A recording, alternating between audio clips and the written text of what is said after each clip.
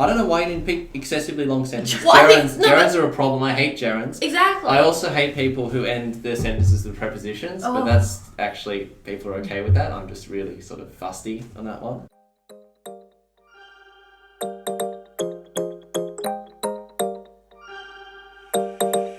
This is Amanda, I'm Anki, that's Cameron, and we are tutors from Simply English Tutoring.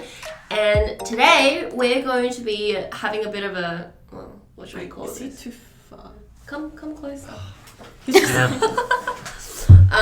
going to, what are we going to do? Phone's on too. We're going to have a discussion, aren't we? We're going to have a complaint. Oh, yeah. A complaining session. A complaining session about what we hate the most when we read our students' essays. Like the stuff that really, really rubs us the wrong way. Okay, so do you want to raise a issue and we'll talk about it? Well, I particularly hate when students use excessively long sentences. I think that shows an unfocused mind, which is simply not good enough when you're writing argumentative responses. I don't know why that's funny. Well, no. It's just not good enough. Yeah. No, I also hate long sentences. I think long sentences is not even just unfocused. I think it just shows that you don't know what you wanted to say because you just kept going. You didn't know where you want to end your point, which probably means you didn't have a point to begin with. Yep. And that's fine. You know, like it's okay to not know, but to appear that you do know, shorten your sentences. Yeah. It's right. It's like yeah, it's it makes them look more beautiful. And English teachers in particular love it because it's easy to interpret. Yeah. Yeah. Just But make it easy for your marker. Keep it short and simple. But why do people make it so long in the first place? I feel like Passive voice. Yeah, passive voice, and I feel like people just don't.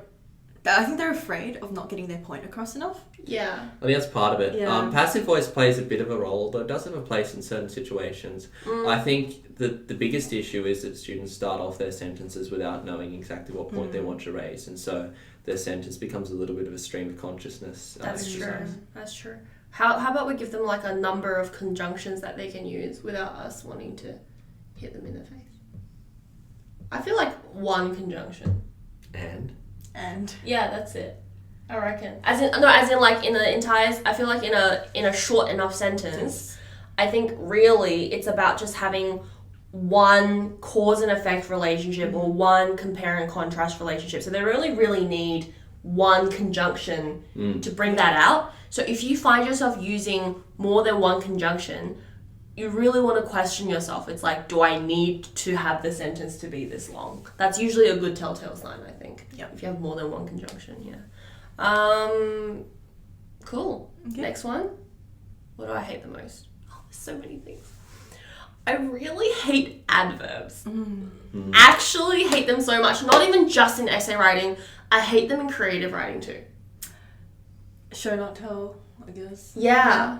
Like, why do I hate adverbs? Like, let's try and think. Let's try and put this hatred into words.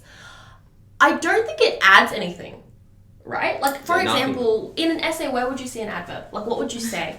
Oh, the author insightfully advocates a certain perspective.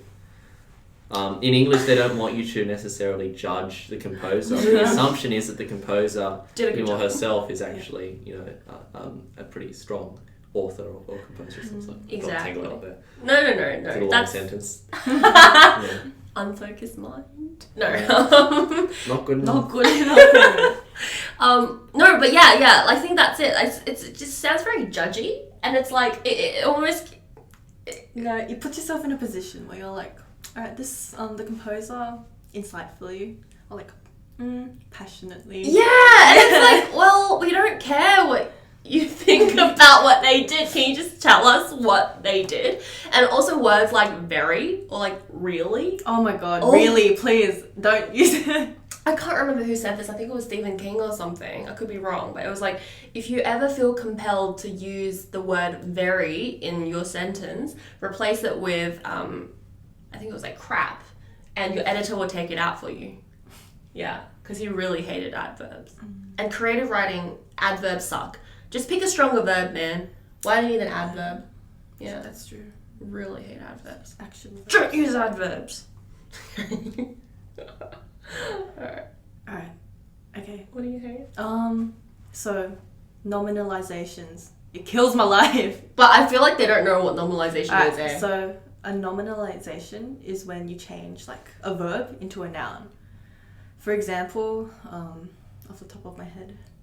Oh my god! So instead of saying like we're going to eat breakfast, we'll say something like we're going to undertake the eatage of breakfast. It sounds that stupid. It actually sounds that stupid. It's so stupid, and I think that I don't know why. Like I feel like newspapers and stuff love using it. Yeah. Yeah. I think people think it sounds more sophisticated. Yeah, but than it really, is. like it's just confusing. Sounds pretentious. It's so pretentious. It kills your writing. Let's try another one. Let's try something else really stupid.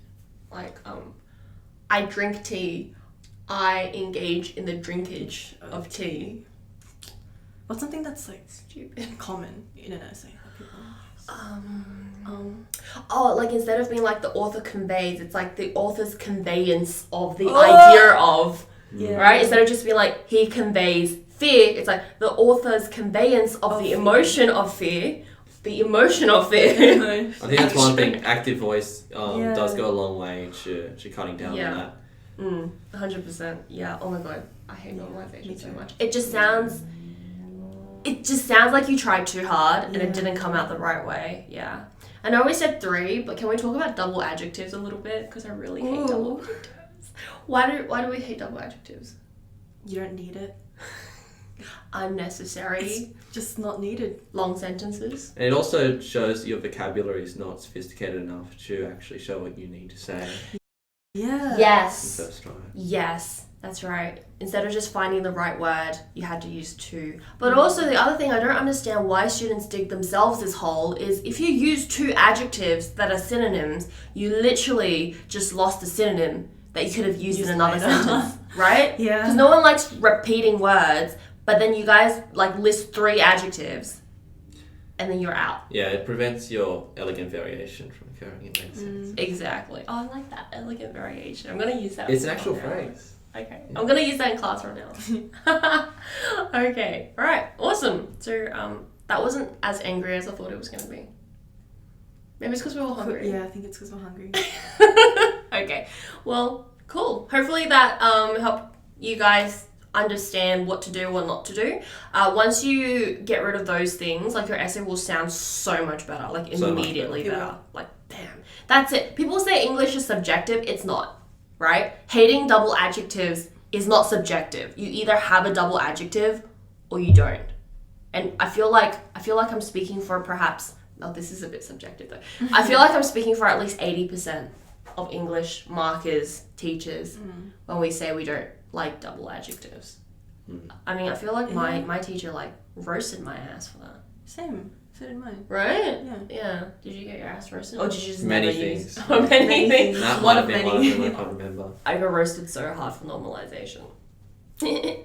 Yeah, that was one thing that I struggled with too. Yeah, it's because you think that you want to sound sophisticated. Yeah. But then you don't realise that. Yeah. And that's the thing. See, we didn't come from a place where we were perfect to begin with. We got roasted really hard, and then we read other people's essays and we roasted them really hard. It's like the circle of life. Okay. I don't know if that's a good analogy. Circle of life. Okay. But yeah, so like, subscribe, and ring our little bell for notifications if you found this video helpful. And we will keep posting just tips, tricks about how to maximize your marks for English, and also hopefully just inject some fun into the doom that is HSC English. It's Bye really now. not that bad, is it? Bye. Bye now. We're going to eat breakfast. See you.